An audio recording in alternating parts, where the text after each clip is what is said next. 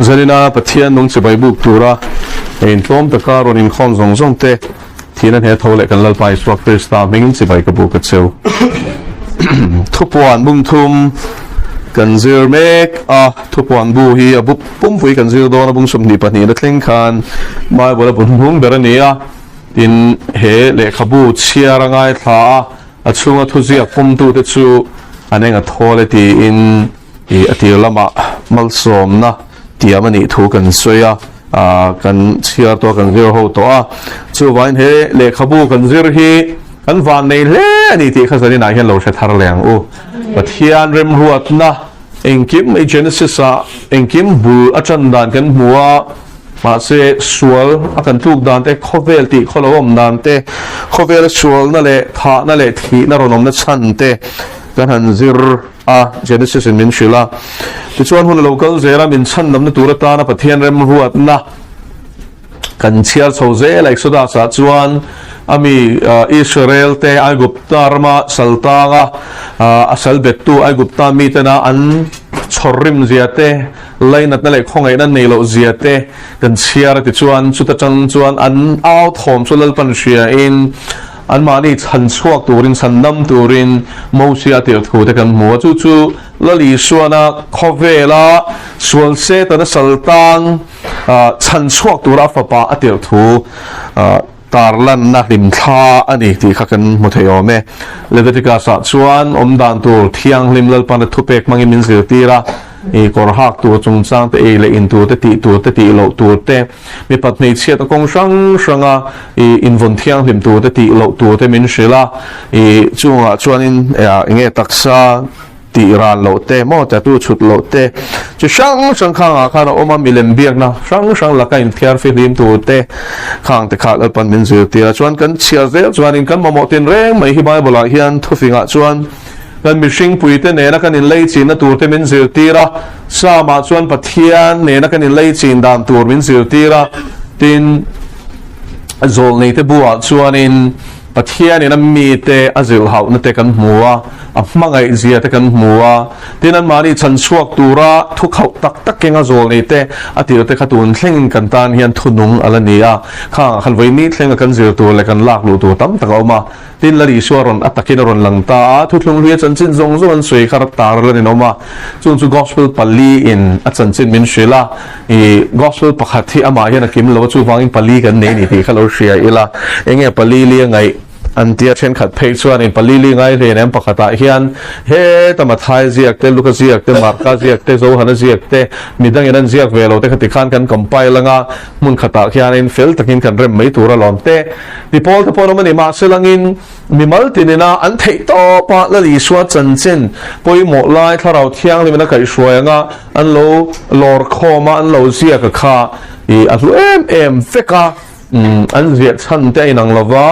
I mathai chuan in zuda ho an lo pian thar theina turata na ziaka luka chuan zen tel te ve a zo hana chuan khang zong zong sheto ko ran ding lai kha ve ve thunga chu ho fui nan chuan in khang chanchin tha pathum mathai marka luka te kha ko ran ho ina an man bel hlei luin nuwa khan chanchin tha zo hana zia khi eri som kwa bor vela khan zia kani chuan chu zo hana vek chu pathian in he thupwan hi amu ti ta ni kha ti chuan in lekha thon te kan muwa rom lekha thon la changa he ta zoda lekha thon thlengin chu chu ko ran ding lai kai shruaina te kan thurin Christian thurin soi chian na te e khang te khan ne tin chung tak aron chuan chu zirtina diklowena ko ran ding masa alo chia na sata alo beya tuifon ang maya alo enge alo den chena wang khanin ti chuanin chutianga wang chuanin lekha thon te kha zia ka lo nga ya zirtina diklo mang khan mi tam tak khan ko ran ho te kha an lo shruai koi man chena ma se chung te chan chuak tu chuan ti ko por ten lekha thon te khan zirtina dik tak Christian thurin zi tlok kha min lo ziak saka chung chu lu lai thlenga zirtina diklo counter nan hianin ala tha ema e chu wangin lekha thon te hi ko ran te rel bol na te mi mal lekha thon te tam takaw mani atopa chuan bible pum pui khai khom na thupuan hi a omta ni he lekha bu hi soi to thawa ma seren zani na hian kan soi non le duwa bible a hian atel lo te tin thiam thupuan hi bible a hian atel lo te lutuk canonization and tia chu Bible ah hian engle khabu te hinge pathian thok khoma an siak ti china hi kan thanga chung chau chu kan telang te ta ti chuan in council sang khom pui te kan nei thin ta council of Nicaea te council of Chalcedon te khatiang sang kha ron nei chawa ta chuan to kho ka chuan heng bu somruk paruk te hi Bible pathian thok khoma ziak dia kan pomchin chu lo ni ta ni chu heng lo po hi le khabu tam tak alla omani ti kha in shiat ka du'a ma se khang khawa zir chiam po ngai lo Catholic ho chuan in apocrypha neya kan Bible a om velo le khabu pasari bor vel hi thutlung ria hian neya chung chu ania eng po ni selangin I pathian min thlit film sakto nuwa a thu dik lo thelo a thok khum nge amma ina nem nge amma tanga chuak china hi min thlit film sakto ani la pa chu fagerom ro se kan van nei em so Bible kan ta mo compile ni na jin kong ai hi a thui aturu khop maya hi a hluwa nun na bu nia tin a then hi tel lo torin setan an nasat takin ko ran huang chu tang nge khanin a be ni chu Bishop of Alexandria khanin nasat takin thupuan bu hi dawa hei hi zirti na diklo ani ti in Bible a potel thlak ani lo ti in a do ani ma selain pathian atang chuak na na kha chu atel ta tho ni chu chu wangin chu thupuan history toite an sei du chu ani e chuan chang thum na thling kan zil zo to chang li na zani na hian kan kai chawanga chang li na pumpui kha ilo chiarang thupuan bung thum chang li Sardis khonne na thutsa ani nima sala Sardis khwa a khan an puan te bol lo ming klem te ine ani an ni chu puan war sinin ka ne ran leng ve chinang chu tiang ti tlak an ni si a til pathom asoi nima sala Sardis khwa a khan an puan te bol lo ming klem te ine ani swal laka in thiar film swal laka in ser sang tlat kha an tam lo khop mi Sardis a hian a thi lek na chan nung ming pu sia thi sia ni na chan kan thiam tem sultan mun lo kian na salu to gani chu ko shan member te khan ma salang in ti bol lo ve du mi lo kha kente anomani chu mizoram ko shana hian bol lo tura in thiar film exam yam ve o kente kanon ve yam o ani tero corruption han seilon chuanin ko thana in akula tai chang te po hi office lama hi chuanin a hlei hlok ber e ru te hin lo ni le boxia sei tora tam khop mai chunga chuan zanina hian kan fin phori van ngai em tero Sardis khwa khan an puan te ti bol lo enge an puan te ti pathian hian kan pian thar hian amma fel nei min thua ma chu puan ang ina soi ni chu ka soi non le Rong bung thum chang som ni pakhat chang som ni pani ichiar chuanin tuna chuan dan thil ti awanga felna ni lo pathian felna Krista iswarin awanga arenga piang teina an lo chan chu ti lanin om ta ti ni chu wangin he felna soi righteousness hi dam thil ti om zia chu pathian in thu som pek te pe a ke ma lo chu pathian dang nei turen lo khang khami na som thap awanga felna hlo chwalam ni lovin lali suwa Krista kan tan tlan na fam kim chandam tu thafam kim pathian in min pe ka chu arin awanga pathian in amma felna hlo chwa felna ni lo khongai na wanga aring tu piang chunga abela chu felna chu silfe nang ina sei ni ta hiam lali suwa Krista fel na lo hi ke le nang hian fel na kan nei lo ti hi kan riam mo goin thon khat bung khat ke chia chuanin ta chuan chang som thum le pakhat na chuan ma chu kan tan emo fin na te fel na te thiang lim na te tlan na te siam in omati so lali suwa Krista kan fin na ni lali suwa Krista kan thiang lim na ni lali suwa Krista kan fel na ni lali suai kan tan tlan tu ni lalpa chu fageram ro se so lali suwa Krista fel na kha ring turin lalpan min ti ni chu kan ri thiam em chu thutlung ri a kha chuanin tiro ti su khani ta ma se thutlung thara chuan dang lam na chu I suarin na khat ro ani ta ni chu dan hnuaya chuan ti lo tur khani ma selangin khongai na hnuaya chuan I suwa kan rin khan chu rin na wang chuan khongai na chu kan changa mi fel mi lo kha pathian in felamin poma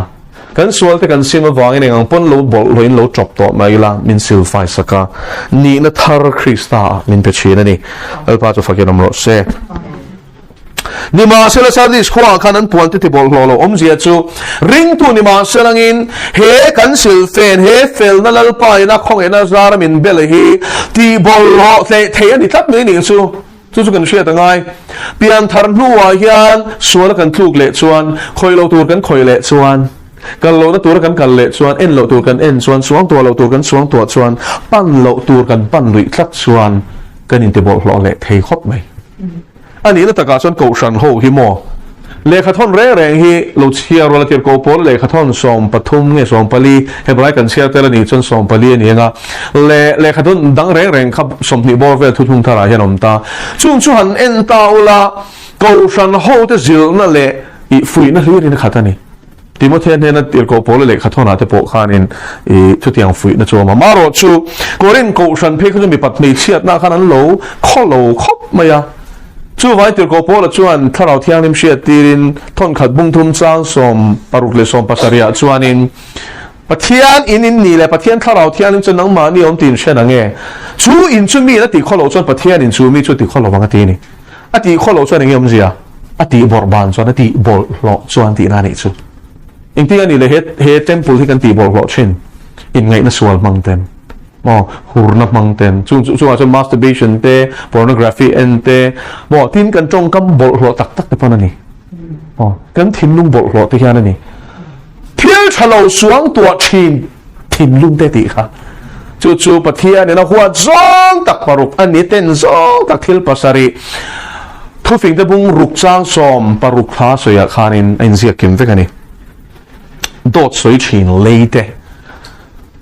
sẽ tu der do soi chin te poi khoi tu rangal chak te poi khoi lo thi sen chua mang kut te o khang khala pa huat zong takani u naw in kara in rem lo na tu te ati ni chuan sen na hian chung si nga chuanin kanin ti bol lo vem Galatia bunga chang som pakwa som ni le ni khata ti sara che som pasari a soi te kha kan nuna hian om vem khak na te om thin urne huat na te om mi huat kan ne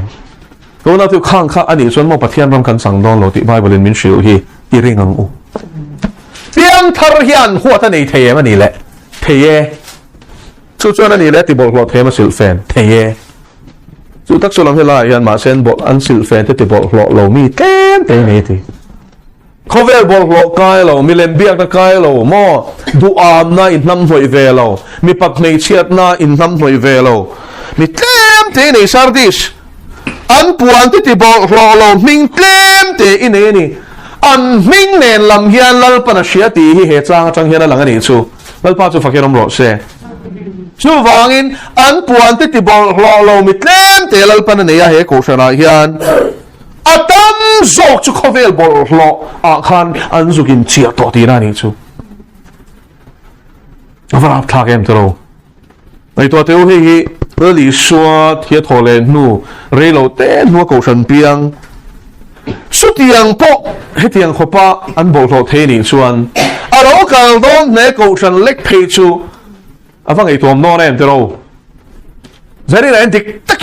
takin kan ko san cheu hi a press baptist ka so ilo ko san mizo ko san ka te topang o mizo rama ko san in ti zong song christian in ti zong song hi amal hian min x-ray don ta sela pian tharna chen chan don ta sela mo kan pa sang em le pero kan pa sang em o alang lama chuan in thadeu deu chu kan tam mai fel fai deu kuwa poi lo sa da po muam lo I khatiang zo karim theve lo ma selang in ru ka bol lo em si te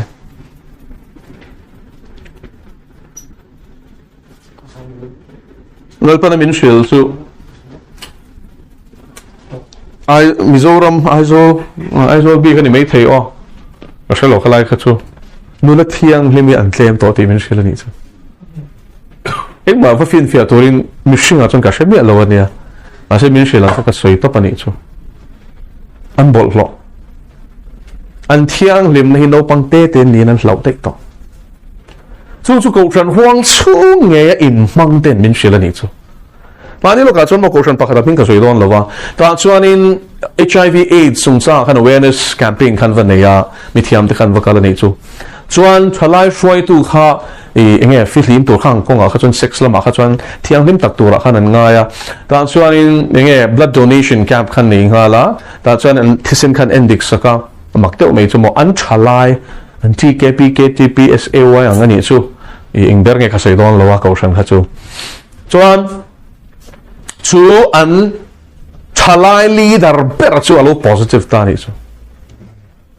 ta chuan afal khan counseling an nei an kom ta enge ikai theina chan an thalai nge ya in mang nula te kha alo thlem thonwal to ni chu ain buang ta lo lo thei lo khata kha chuan chu ni chu lo po chu mo chan chin mak mo deu mai ka pe ngai na lu che na ni rap thak tak i nu te khang thleng po khan an filim lo khom pui turakal te an ni khwal na che sual ta te khatiang kha a che sual pui tu te nge na ka ne ra in anin puan na te atam lu to ka ni chu i kan chop toy zoi so ya o hemi ko nga hen kan chop top HIV a kan rate asang hi amak lo ko lao teu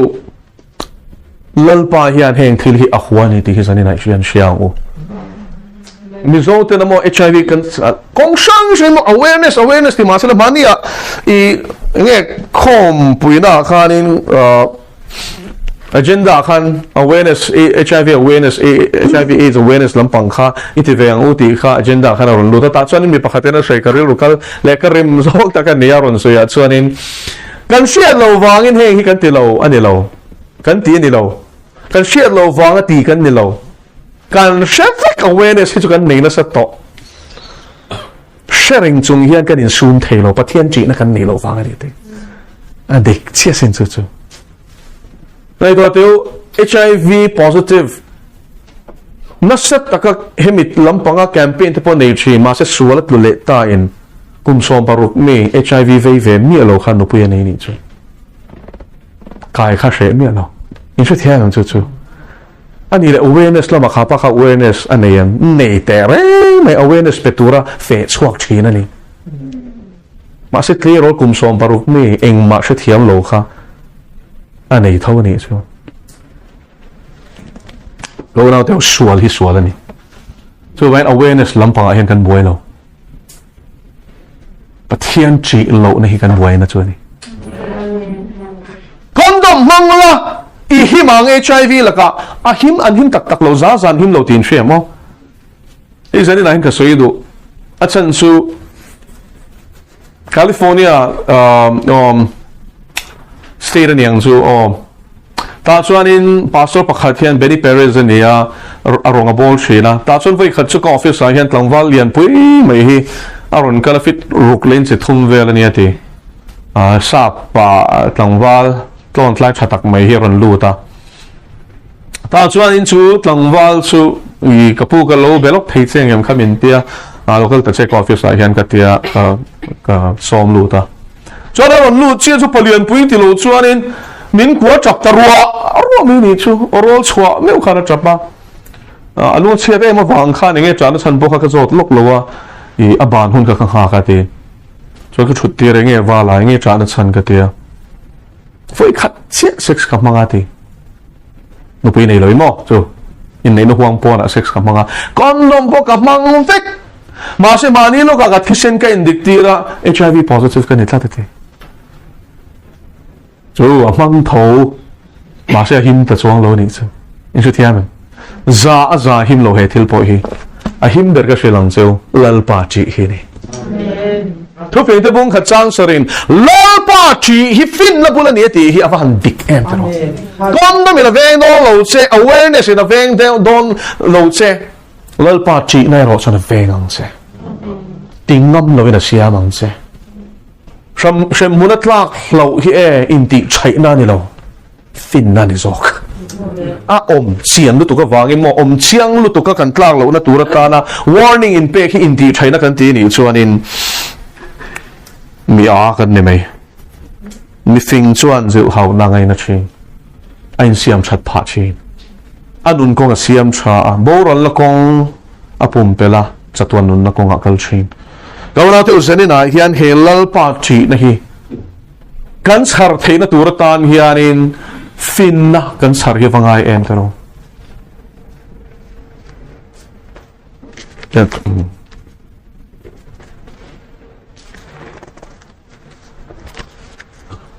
tu phim te bung ni lo en lok tiang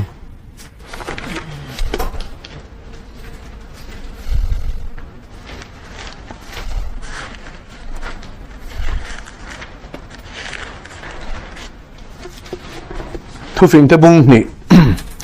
ka fa pa ka thu te do na ka thu pe te kho ma fin na lamai beng chita I thin lung shiat na lamata ni pek chuan ani shiat nei awa shiat thiam the na po yau chuan tang ka ruwa ngai zona ro phum ru ka ngai zon chuan lal pa chi na chang elo hrianga pathian chi dan min zir tir ani chu hei hian ka thu te I dona te pathian thu hi mo kan thin lunga kan dona ngai tam tak chu kan in ti fing lu tu khi kan siara ma se kan beng per de zel pani na ka thu pek te kho ma te tam tak chon bible kan siara ma se kan ngai to zui lo re thu soi po kan ngai thla fan thai em kan tinga kan chu kan ngai to zui to lo re ma se ka thu pek te I kho ma te ni chu pathian in kan ne na thu manga soi du hi mo la lu tang u nun chung ria ta ka min fan ro se amen a ti la chu la khuma ni ma se le mo kan nun ten a chua fai tak hi chu mo a kha to pathian thu tu nge ngai nom ti enga ti nge Stephen kha lu ru enge ha chial mewa an huwa ta lungan den hlum a thum vak lo ding chu la ti la li suwa khosa tu poi ma soi lova dam lo ati dama sim na thu atla au puya pathian ena nin ram the na turin thu soya eng wangi ngen ken de thu tak an huat wa ga ni thimi ne nga lom lo ti hi sen na ya ni siang u mi shi kan sual chu sia tur tu ma til mi tha ka dom lo kan sual dan la hi mo aruk a thu tu khi mi sual kan ni na poi kan in shelo kan sual ni ti sha tur point khongai na kan ma mo ti hi siang u Well, the village went to Inge Mani, this was the Shetayang, swallowing to Pelaka, and with the 50 among Jetis. Two man, Miss Walker, you can tell them, Miss Walker can cook, zap, can dear. No. Mani made a country little to Musilo and Walter, can tell no. Zoom, me ver vect the nail at Lalpan. Mi da khan chuk ka ching fel phot la yuna mi da bolte takte ching hufia theng ti sin zane na hian pathian chi na I nei du chuan he thu hi la lut ro I thin lunga khom ro fin na lama I beng chi ro shia in ti su tam tak su bible chang ni khat kan an she thiama she ta ber mo hi kan thireng wat zela we ni ga pathian pol na kan donga khalau thian min nilang kal tlanga alo dik ve zai boxia oh ti thei ta ber mo hi kan in ti kan ril ro lu zong ha pathian thu mai kan ti vek to a la omani o heng kong te hi fin na lamai beng I chiang u I thin lung shiat na lamata ni pek chuan ati pathian thu pek te shi thiam tur le a kong shi thiam tur le tu nge pathian ni ti hi shi thiam tur hian I beng chiro I ngai dan hian bible hi chiar su amen bible hian chiar jok chero se amen a ching let ne lu tuk che ti siang se ini na song hi mo hei hian a sil ve kang che nuam ti lo thleng khan ma sen nuam ti lo kha tha tu man pathian thu tak kan sia hi mo nuam kan ti lo ma se rein min an ching tak mo kan nu na thil te nong kan ril ru put dan bol lo zia kan chapo zia mani ma kan sia zia fel kan in ti zia kan fel si lo zia hi min an bo fia ti tak ki chomo ni mo lel pa ti ngorong rok tu hi Lal da vida po khan tu inge mani ti swal te shetheng swal in thup te la ka hen in ti fil hi mang chalal pa ke hi mo ka swal lu tu ka swal zia po ka in shethelo chu wangin nang chon min muwa khongai takin ka nu na swal in thup ke po na ka mu fia thelo la ka hian min thia fil hi mang che ti na chong chai che tang ka ruwa angai zona shia thiam the na po I au chuan ati la pa shia thiam the na min pero ka chia ma sia ngai na shelo hian ka chia liam ve mai kum khata ba bu ni chia re ani le nge chia re lok pui a shelo cheer chu kan intervel to lo man kum to pa kan la kan lom em ma bible thar min pe da thale ani shiat na yo shiat thiam theina po yau chuan tang ka ro angai zongala i zona ro phum ru kang i zon chuan ti pathian thu hi mo tang ka ro anga zon ngai sin bo lo ka ra in phum zeu zeu chu chu zon pe ngai tai ma ka ngai man pe ka ngai ni sen san nuai tho ngai than sa phu la tho ngai USA kan gold Russian ti lai khan in rang ka chaka ome an ti Europe ram chang khan in sa phau kha an tle thadul du la ma selen mo rang ka chak mu a hon puya hau sak pui kha ta ten ne tam zok chu rule tur nei mi rattlesnake ten an lo chuk luma a chen I enge khwa enge a roll tu ka desert conditions a khan ania ta chuanin enge ram bua khanin thale rama khan anoma chuanin tui khar wang ten dehydration wang ten an thi ro phum ru khai chwa hian a mai lo zenena hian nga tinge pathian thu hi mi thin khat songin a hlut na le changkai pui tur le shithiam tak tak tur hian an zuk man fu shin a chan chu molal pa hian kan ngai hu tak ngeng tak lo ti himin fiat chi yang thar song song chon tharau thian lim kan nei vek alom ngai to ve maru ti ro kan nei vek kan tharau thiang lim chan a hi a in chen lo han ti do ni la pathian in te khiren tharau pe lo ti bok sia ti ro te khiren tharau pe lo ni chon petera chan kha la li so chan tharau thian lim ka chang ve ti na nia ani si chon ma tinge kan vein thlau si ve kan vein ang si lo ve kan nu na ra chua khi a vein tu ha lo ve a khoi lai hi fel lo nga dia petera ti khan is kan ni chuni so kristan thola king kal ro an ti an kai tho kop line ti ni chon khosik ti dam tur pon kan ring zo lo hi ngom zia kanin in fe de so ngai to ro zani na hian tang ka ruwa ngai zona ro phum ru ka ngai zon suan lal pa chi na chang lo siang chu vai hei pathian thu ruk zong shiat na konga ara bit ma saber su ka una pathian thu cha ka ril cham na hi ni I zona I awa I mu ma chu lal pai thui ka shiat thiam ma chu ka zong zel don Johnny Enlon ti hi a testimony hi soya thupuan bung som pasaria tlang pasari te thuru khi aril wa hian ong tla nei ni chu se thiam thei bok si lo lal pa chain na sil fian dong bok si lo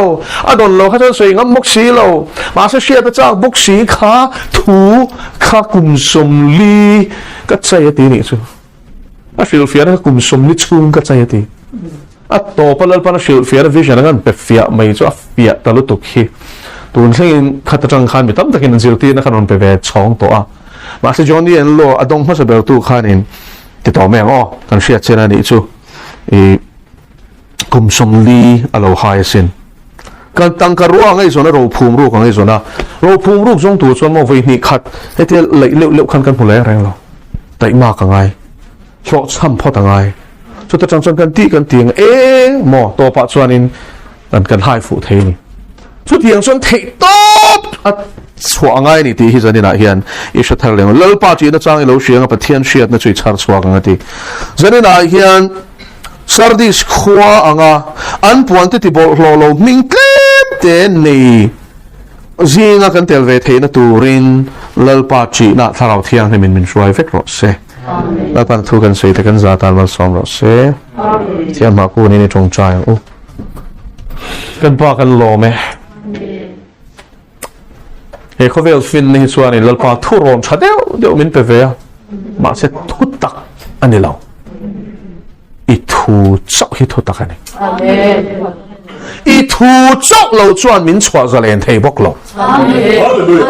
khowe thu fing le thu ron tha hian min chan chuak thei bok lo wa sual na min phua re min phel sak thei bok hek lo zanena hian thu tak chu I swa ania thu tak chu I thu hi ri ti min sia thar ti rang se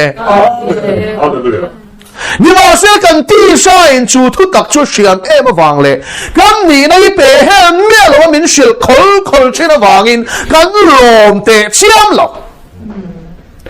lo ma so la pa chu ni chon min a loi mai ro